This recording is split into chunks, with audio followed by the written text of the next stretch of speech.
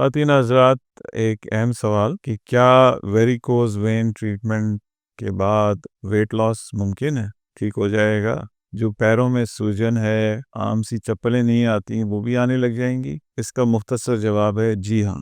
ہمارے مشاہدے میں آیا ہے کہ اکثر فیملیز جو کہ سیڈنٹری لائف سٹائل ہے، جن میں موومنٹ نہیں ہے، بہت ارلی ایج میں واٹر ریٹینشن شروع ہو جاتی ہے۔ اکثر ہماری گھریلو خواتین جو کہ گھنٹوں کچن میں کھڑی رہتی ہیں، رات کے ٹائم ان کے پیر سوجے ہوئے ہوتے ہیں اور گھٹنے موڑے بھی نہیں جا رہے ہوتے، کوئی ارد گرد نہیں ہوتا سوائے آنسو ٹپکانے کے، ان کا کوئی ان کا والی وارث نہیں ہوتا، تو وہ یقینی طور پہ اس سے فائدہ اٹھا سکتی ہیں۔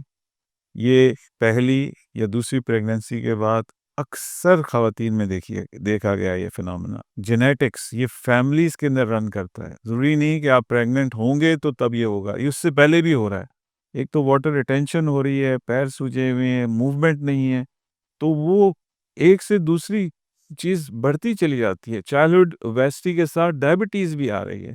اس کی تشخیص بہت آسان ہے اور علاج اس سے بھی زیادہ آسان ہے، تو اس کا علاج کرائیے، اپنی زندگی بہتر بنائیے۔